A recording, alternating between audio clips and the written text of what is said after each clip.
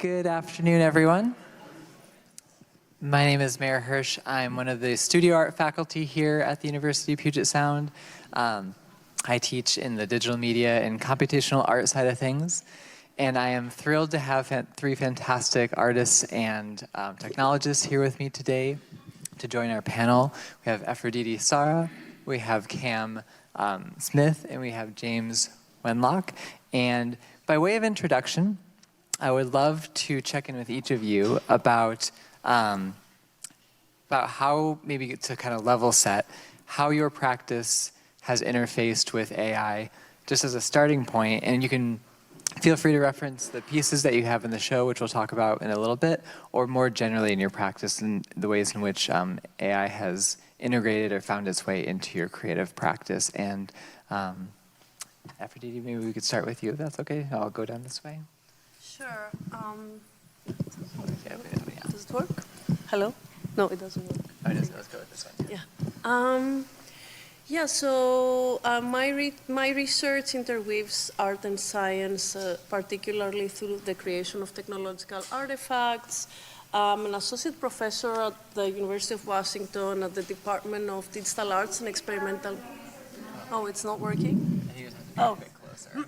Sorry.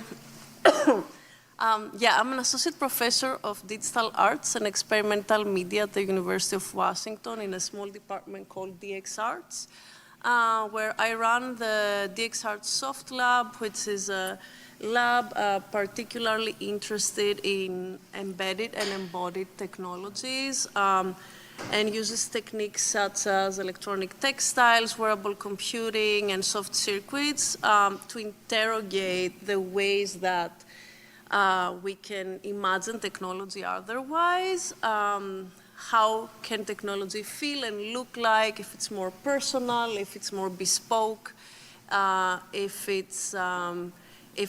it responds to particular cultural identities and so forth.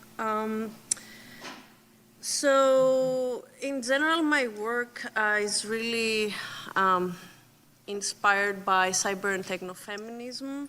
And this idea of the notion of SF, as Donna Haraway introduces it, which is speculative fabulation. So the idea of like creating world building through narration about technology or science fiction or string figures. AI started creeping into my work, I guess. So my work has always been about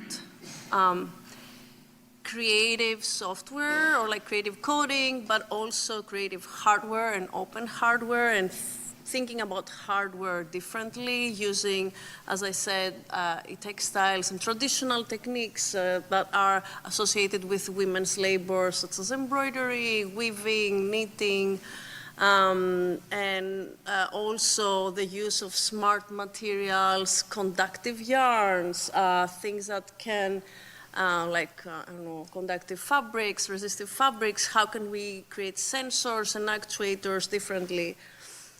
So AI started creeping into my work around 2020, when just before the pandemic hit, actually. I got a grant with two other colleagues from the University of Washington, Bonnie Whiting from music, who is a speaking percussionist, and Audrey Desjardins from the Department of Design, who's an interaction designer. And we started exploring a project that was entitled Voices and Voids. And it was about voice assistants. And I know the first speaker today talked about Alexa, and that was something that we first started exploring, seeing how we can live with these voice assistants in our homes and try to reimagine the type of relationships we can have with these bots in our home. And we used performance, like artistic performance, as a way to explore these relationships, which in the process, the pandemic happened, the project shifted into being very much like a remote collaboration, everything happening online. So it started revealing to us all the processes that go behind these algorithmic systems. We're talking about machine learning, but it's also like the term of, I don't know if you've heard that term, the artificial intelligence, where it implies that there's a lot of humans in the loop of creating artificial intelligence. And another speaker earlier talked about the gig economy, so these ghost workers that are behind the algorithmic systems that work in platforms such as Amazon Mechanical Turk, or micro workers that are actually classifying information and creating data sets for training big algorithmic systems. And so from that project, I started exploring AI, let's say, or what AI as like a very broad term is, and the different elements of labor, our relationships with them, how we can think about language and poetry creation. Actually, Gabriel Ben Abdallah, who was one of the project collaborators, is here today. And that led into a collaboration with another colleague from the University of Washington, Daniela Rosner, from the Human-Centered Design and Engineering Department, where we co-created a class called Material and Cultural Bias of Algorithmic Systems, where we are using art and design experiments and trying to understand how bias in these systems is created and how we can think differently about bias, and using the metaphor of textile bias, particularly because textile bias is the process of taking a fabric that is not stretchy, is very it's basically just a woven fabric, and cutting it in a way that you can make it flow and change its qualities. And so bias in algorithmic systems has all of these negative connotations, but we're trying to think through this class, how can we actually rethink bias as a positive thing, or how can we skew these systems into doing things that we're interested in doing with them rather than just using them as consumers. That led into a paper that we wrote, again, with Gabriel, who's here and was also co-developing the class. And I think that's how I went into AI. And then another project that I did later on is a project that's exhibited here at the gallery. It's called Ventriloquist Ontology.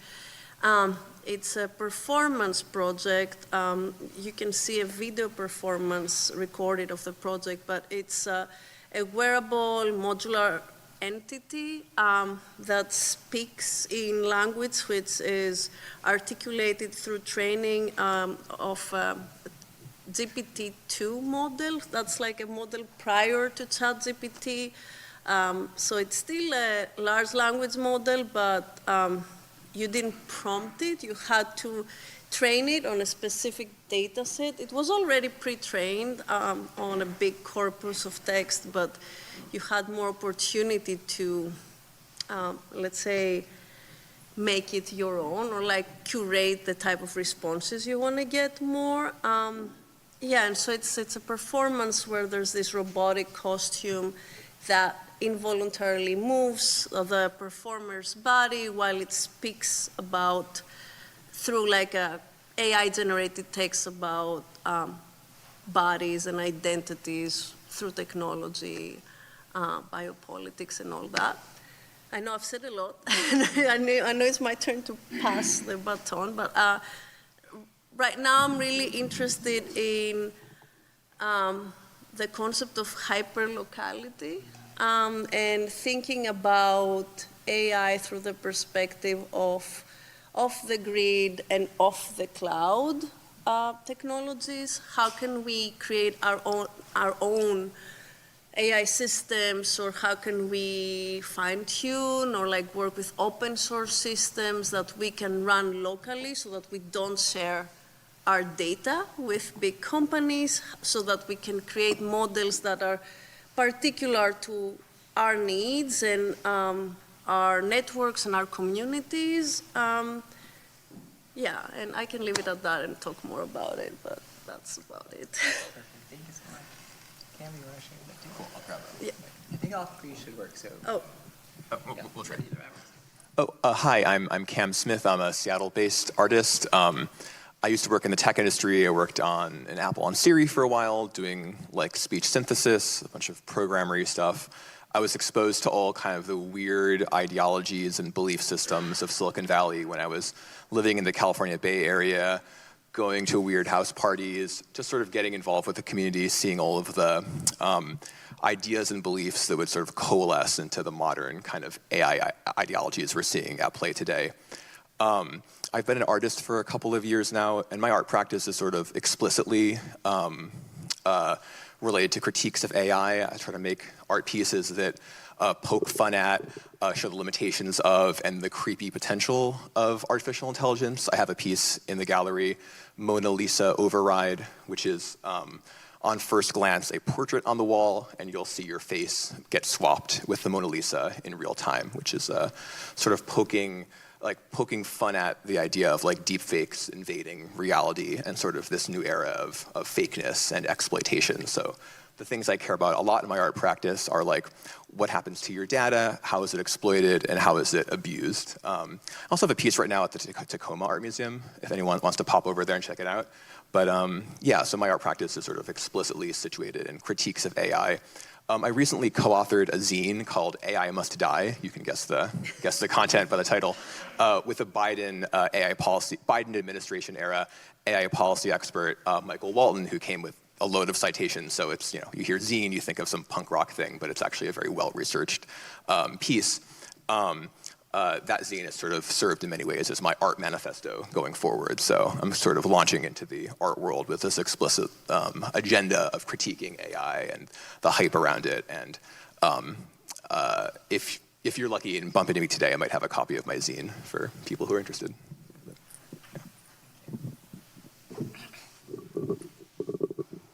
Thank you, Aphrodite and Cam. Hi, my name is James Winlock. I'm an audio software developer and artist working in the Tacoma area.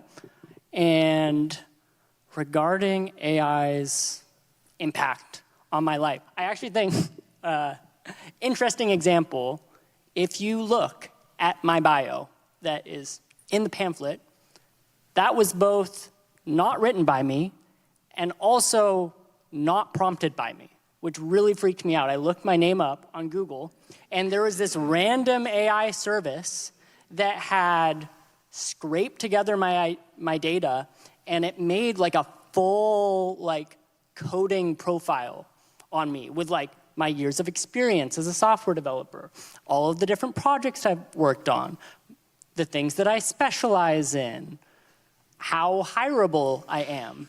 And I was a little, I guess, I was flattered and disturbed at what was written about me unprompted. So I guess in that regard, AI has impacted my life, where I now have autonomous AI agents doing active recruitment for me, which is really strange.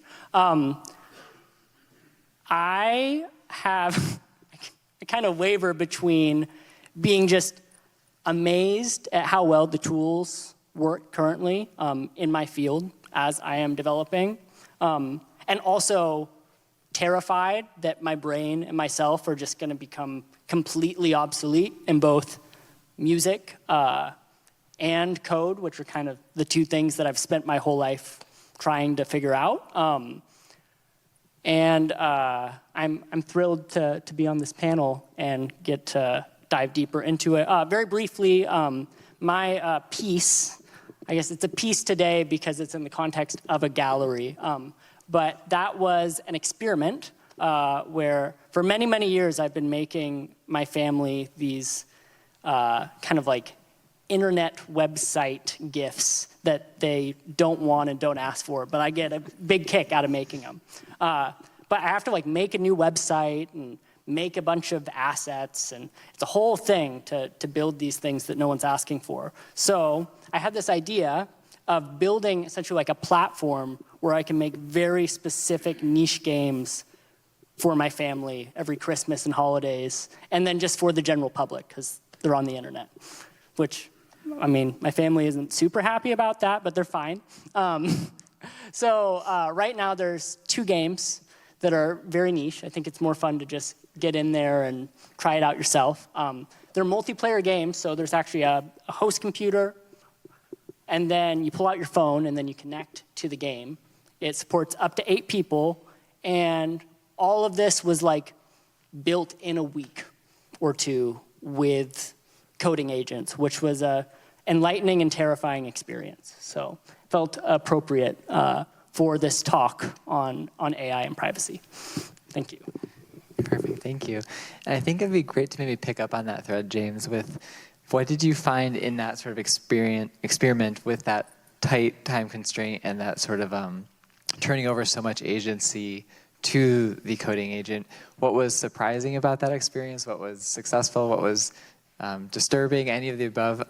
I'll share that I had some students who were playing the game earlier today, and they were, I think, equal parts confused and delighted about what was happening, which I think is actually a really fantastic needle to thread. So can you share a little bit about the experience of making a piece in a game like that, and like what you might have found surprising about working with an agent in that kind of context? So sure. So the stack I was using, I mean, I spent 2 years as a React web dev doing like audio-related web programming. So it's not like I'm completely naive to web stacks and building things on the web. But I was using Solid.js, which is a front-end framework I was completely unfamiliar with. I was using Supabase, where previously all I'd done is like upload an installer. Like that was my experience working with Supabase. All that to say, sorry, boring techno jargon aside, very unfamiliar technology. And it's interesting because I was both amazed with how much I had to do and how little I had to do. Like, usually what would happen is, you know, I would ask for something, and then it would kind of do it, and then it would be broken, and then I could either spend a bunch of time just kind of piece by piece going like, hey, this little section broken, don't do this, do this. Or, hey, this button isn't, like, a lot of the times it will like kind of give you the request where it's like, hey, I want these buttons in the specific style and I want them placed here, and then it'll be like, sure, and then it will do something that's like kind of an approximation of that. And then I find that I actually have to like go in and like specify specific coordinates. All of that to say there's a lot of back and forth to actually get something that's usable. But I think the craziest part, like that's kind of an aside to the fact that within a week I was able to like build this system where you can interface through the internet from like a host computer and all of these like clients. And I still don't know how to do any of that. Like that was possible. I think that was the craziest part of the experience, is that it did kind of do it. And I still had to like, it's not like it generated any assets for me. I was definitely in Photoshop a lot, and there was a lot of kind of tweaking. But again, like the craziest part is that it worked, like kind of. Even kind of is crazy. And I've had that experience in my professional life too, where I'm like, oh my gosh, that kind of worked. Cool, thank you. Well, maybe carrying the theme of the game a little bit to Cam, your piece, I think one thing I was struck by with Mona Lisa Override is how playful and surprising, and kind of there's sort of a delight factor when the deep fake is revealed, to see your face or some version of it or someone else in the room, because it kind of seems like it picks at random. And I was a little bit curious about, given your concern and investment in thinking through ideas of surveillance and privacy, what motivated that idea to have a piece that maybe makes nods towards surveillance and privacy have such a playful and kind of delightful character to it? Was there some particular tension you were looking to explore in that? Yeah, so one of my initial experiences in the art world was I was out with a photographer friend of mine. We were walking around Seattle, and he was one of those street photo guys who will go up to people's faces and snap their photo, and it's very rude, and exploitative and people get angry and will yell and be mean. And it's rude to do that. I'm not like justifying street photography ethics, but I was following him around doing this, and at one point he snapped a photo of a person, and the person got upset. Totally reasonable reaction. My friend's kind of a jerk. I was following along, so you can say what you want about me. And I noticed there's this surveillance camera above us watching the whole thing. And I'm like, wait a minute, like, this friend of mine is an amateur photographer. This photo will end up on his hard drive. It'll eventually get lost when he moves his house or something, and it won't go anywhere. But that camera up there is watching everything, and we don't really necessarily know what it's recording, if it's turned on, where that data is going, how it's being analyzed.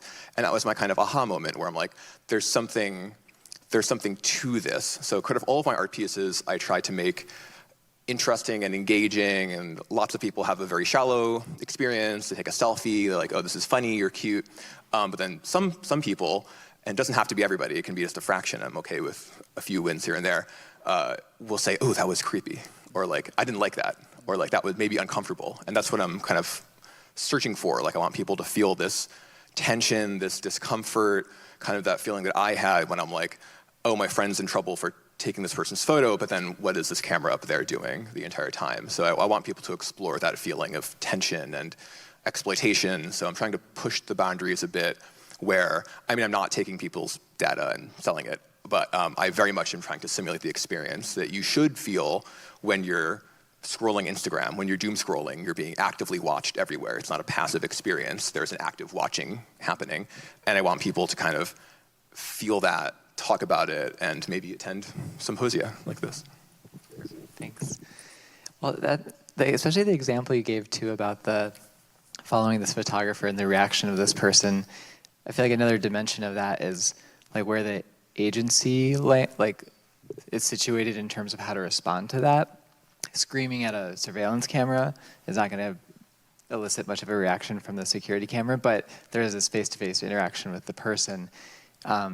And I think that agency is something that Aphrodite in your piece is kind of central to the work. And I'm curious, when you have a performance where a performer is being actuated by this machine, where the voice that we're hearing is being generated by this kind of strange AI model, how are you envisioning like the agency of that piece, or who is speaking, who is talking, who is moving when we have a piece that's bringing that many different elements together?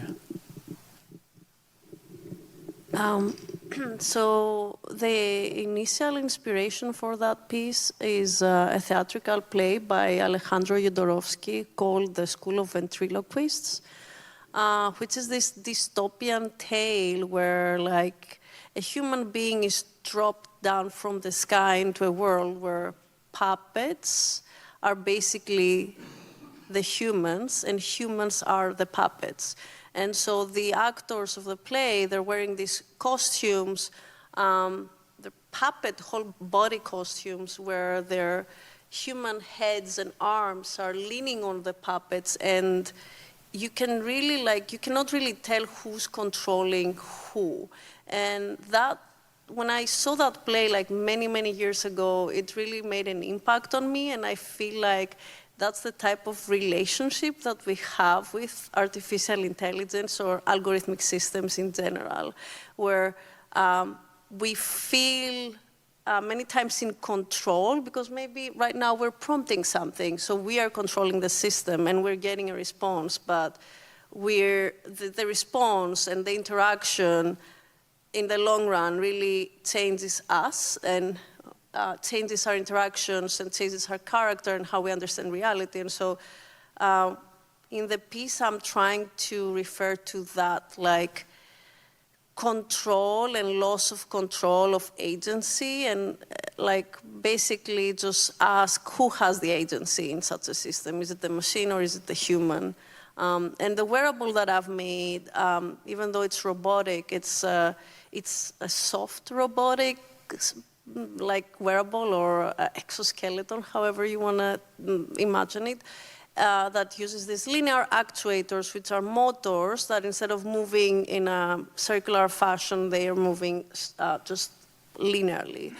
And so they move certain parts of the body, like there's one that controls the head of the performer, and that action is very violent, and the performer is unable to escape that action. But there's other parts of the body where the actuators are suggesting a movement rather than controlling in an absolute fashion the movement. And so I'm playing a little bit with that tension of, yes, who has the agency, who has the control, and I'm calling that a sort of soft control, if you wish.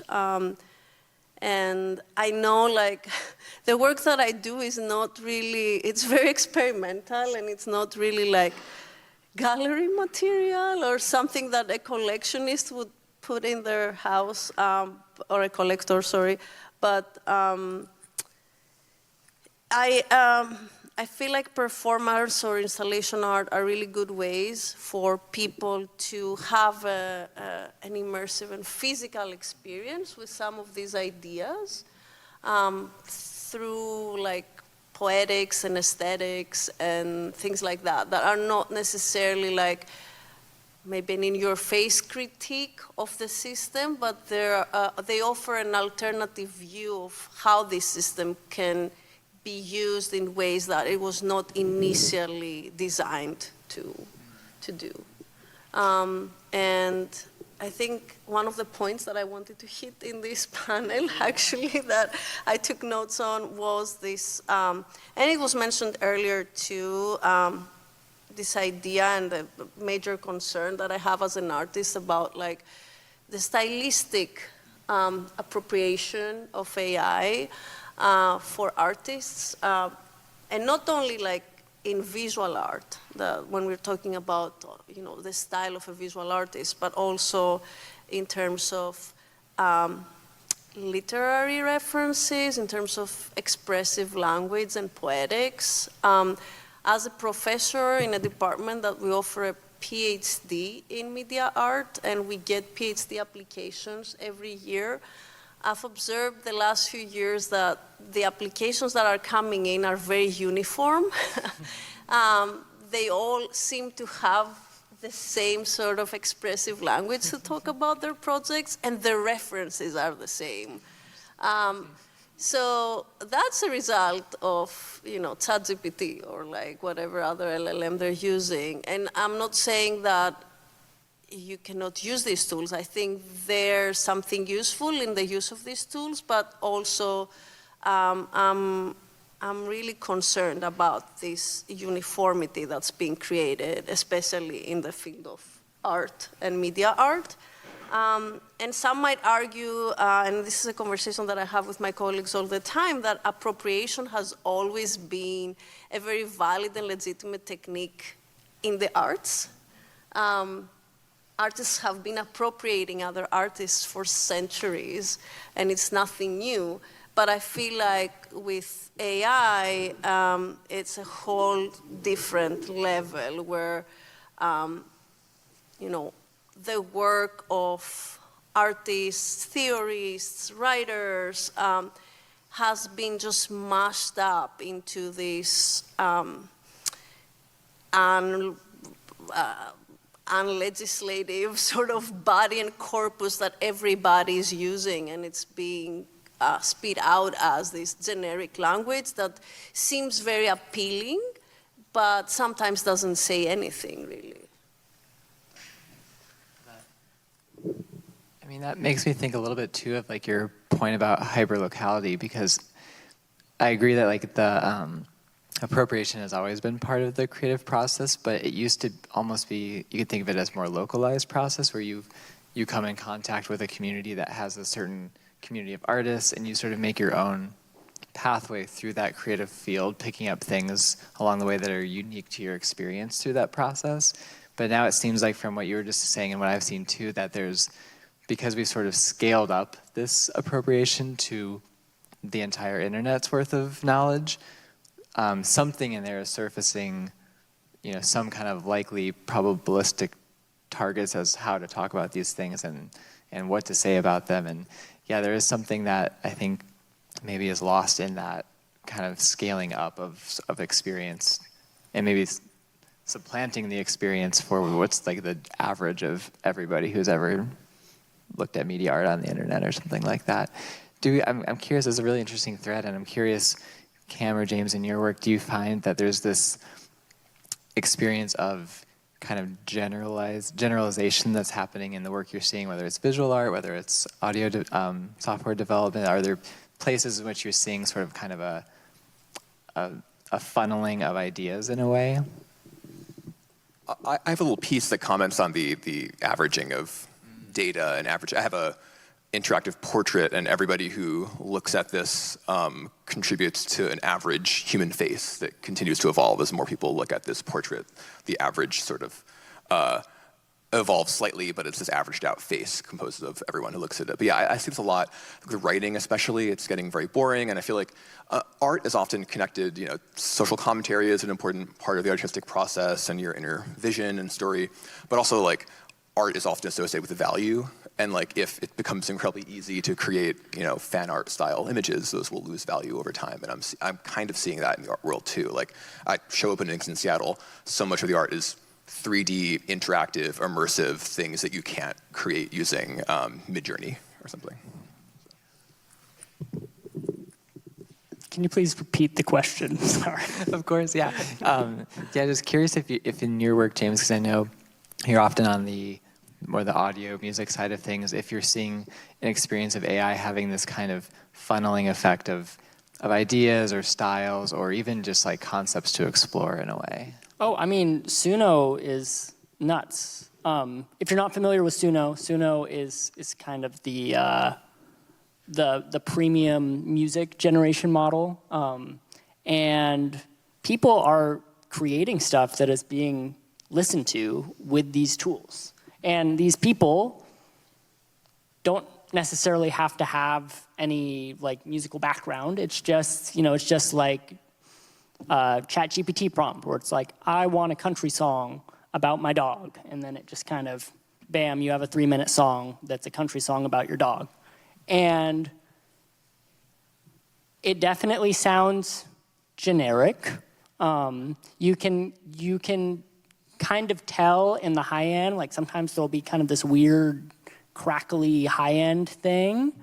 But I mean, there's weird stuff. Like I know I saw this artist who was claiming to be a real artist. There were all of these like fake videos of this person who is, has like millions of views on Spotify and has a TikTok account. But then it's like you look close at the image. Like there was one of this artist as a child by the piano, but then you look at like the piano keys and all the piano keys are wrong. Or it's like they're wearing a shirt and then it just has complete like technobabble garbage. But if you just glance at it, I mean, it seems like a real person. And this is just the infancy of that. So that's been scary. But also, I think as the digital stuff gets easier to create, that's gonna make things that are live, things that bring people together, human experience is more valuable, and also just art that isn't created using these processes, I think will become more valuable as it becomes more rare. Like, as more people use Suno to make music, there will be less people that are making music the old-fashioned way, and thus maybe music will become more valuable. I don't know, that's kind of the optimist in me. And then when I am in my lowest lows, I'm like, oh, music's just gonna die and no one's gonna care, which is, I mean, that's very extreme and dark. But I don't know, I don't have any answers, but I've definitely been concerned. Yeah. I mean, I think that's the story of all this is it's like there's room for optimism and there's plenty of room for the darker thoughts. And maybe before we turn it over to a few audience questions, I just wanted to maybe one thought that I've been thinking along those same lines, James, is I was thinking about the class I teach here, Art from Code, where I teach students basically who don't have any experience programming, how to write code, how to generate art from that code. And I think seeing all like the coding agents and how good they are, at first was a huge bummer because I'm like, okay, these students can just use these instead. But my occasional optimistic take is that in some ways, by the fact that this this labor has been automated in a lot of areas, renders it more of a craft process in a way. So going through the trouble of learning to code and create work yourself through code is in some ways very analogous to wanting to build furniture by hand. You know, it's not something that's necessary, but it's something that you can grow as a person. You can explore ideas that are very kind of truly your own. So that's my little optimistic take, is that perhaps through some of these automated processes, at least for the arts, there's room to reflect on these practices as a more artisanal craft. And then I have my dark days, so there we are. But maybe we have a few minutes left. I'd love to see if there's any questions from the audience for any of our artists on this panel.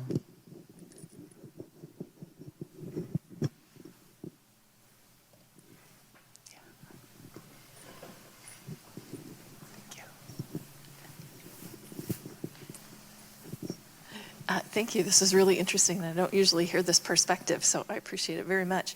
How much do you all worry about your work being used to train AI without your permission or without any compensation to yourselves?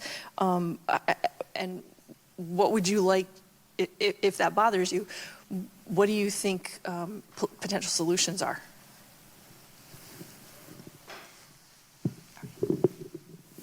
I definitely have concerns about that, but I think the moat, like in my head, that I want to create is crafting experiences that are really difficult to train on. Like if digital music is becoming automated, then it seems like the thing to do is like rent out a space, buy a bunch of lights, wire up the lights in interesting ways, and craft a human experience where, I mean, I guess you could train with the video, but not something that is trainable. And I think stuff that's more temporary, stuff that's more ephemeral,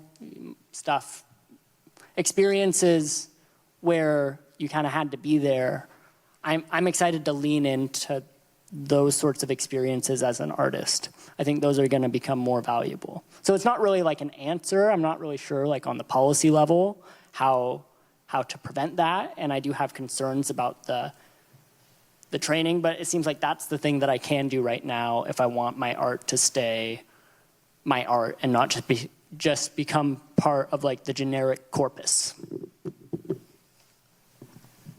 Yeah, I'm kind of hoping my art gets stolen and uploaded. I think it's like an interesting commentary to be had, and also yeah, like I feel like I mean I write code. It's open source. It's on GitHub. You can fork it. You can view it.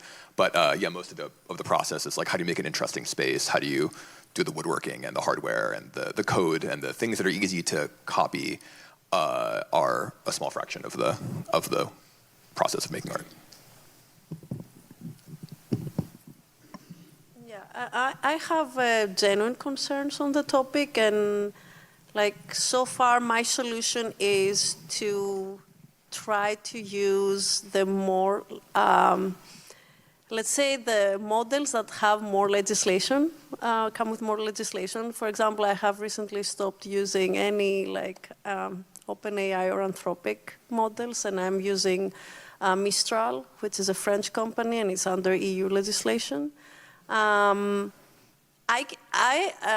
cannot say that, like, you know, as artists living in 2026, I mean, it's imperative for us to use these tools because it's like part of our everyday life and how we view society, how we interact with everyone, and how we think about our research or think about the things that we do. It's just a matter of maybe creating, I don't know, like asking critical questions about how we can rethink these technologies, or how can we train people to be a little bit more critical about them and not just see them as something that's like, you know, so easy to use and it makes everything so easy, but what do you give away when to get that easiness, right? And we're having this discussion over lunch, and we were talking about, you know, the early stages of the internet, where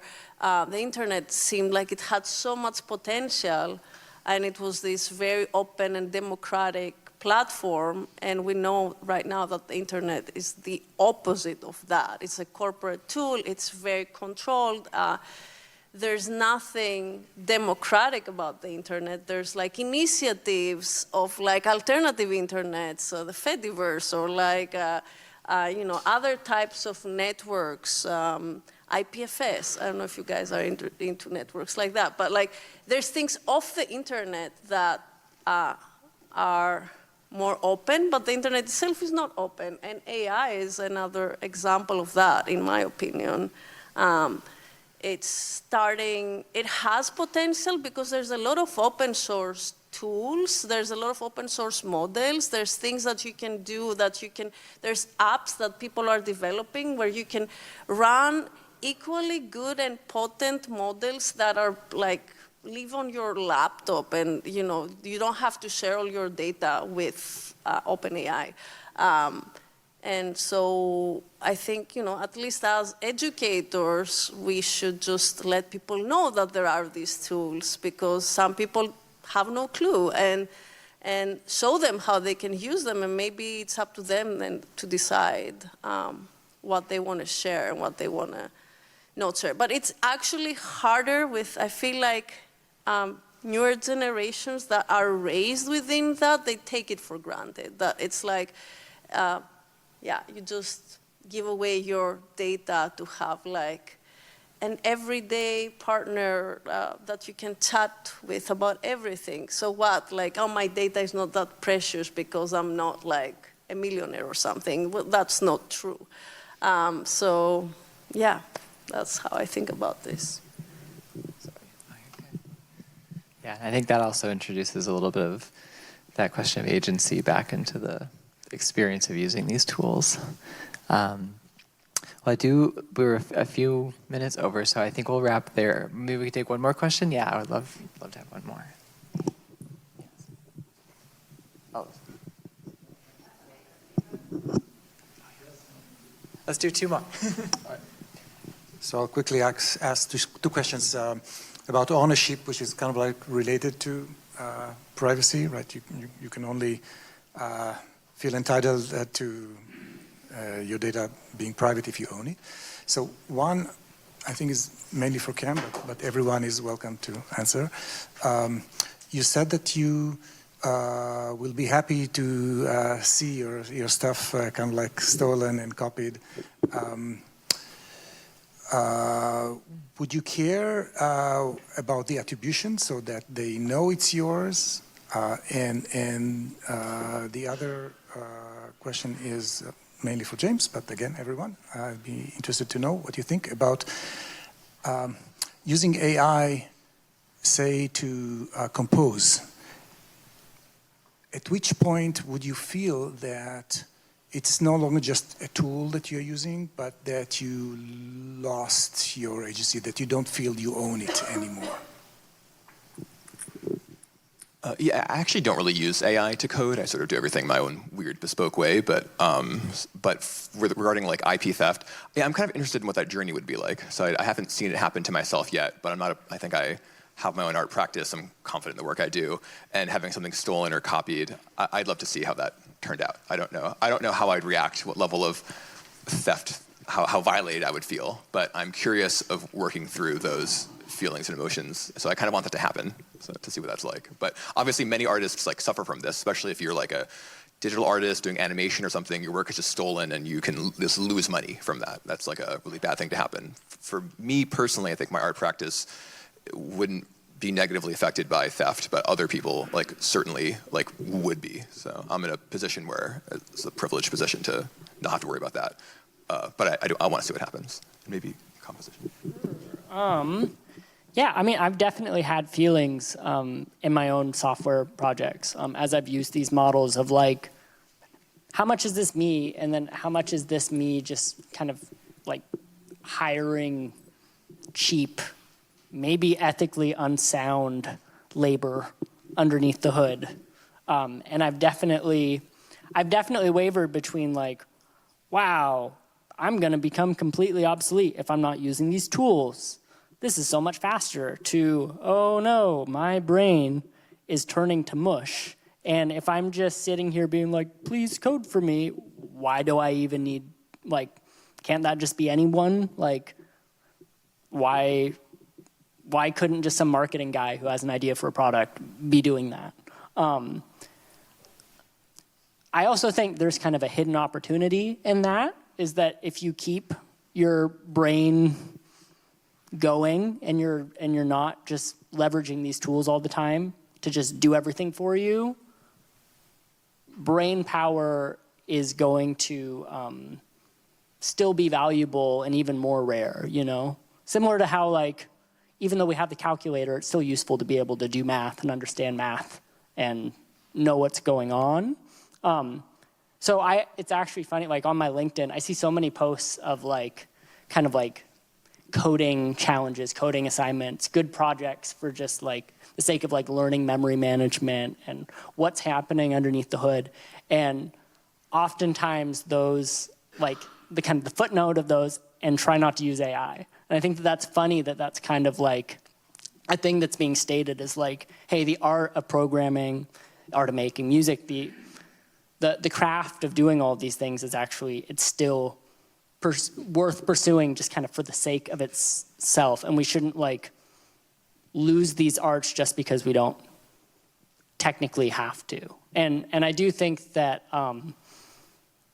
you know, the scary thing about like completely automating away your profession is you lose the ability to do that. It's kind of like if on top of cars, we also all had those like Wall-E style carts that like carted us around everywhere. It's like, oh, this is so great, I never have to walk again. But it turns out walking is a healthy, good, important thing to do. And we all need to walk, you know? So I think that's the same with our brains and these AI tools. Thank you. Yeah, you spoke about licenses or attributes, and I mean, as someone who has been working with open source tools for many years, and that's how I learned how to code, and I learned how to make hardware and like use hardware. I've based all my practice in open source tools, tools that have been built by others and have been built on others' work and continue building. And I always have this mentality of like open sourcing my work as an artist because it has like all of these technical parts. And so I will always have a GitHub repository where I explain my technical process to do something. Maybe two people will look at it because I'm not a software developer or a hardware developer, and like not like a lot of people might be interested in it, but it's important for me to share the work and license it actually as sharing with attributes or like share alike. I usually, I'm very like, I don't know, careful about the licenses that I pick when I share work that contains code or that contains schematics to circuits and stuff. I would feel violated to see something that looks like something that I've made and doesn't have a reference to my work. So I wonder if there's an analogous like process for AI-assisted work or like licensing that can refer to that or can refer to attributes. I know that in some conferences, especially like computer science conferences or human-computer interaction conferences, they're very explicit about language they use, about people writing with AI-assisted tools. They have to be under the references, but they cannot be named as like one of the authors. So I don't know what the approach is. I'm not a legislator, but I think there's something there that we could explore more. Well, thank you all so much. We're at time. Let's have a warm round of applause for our panelists today. The gallery will be open till 5 p.m. I believe there's a break at 3 o'clock, 3:30 for half an hour. So 3 o'clock. So it's over in Kittredge Hall, which is near where you had lunch. There'll be a attendant there to help direct you to find it, and hopefully you can find your way over there. Thank you all so much.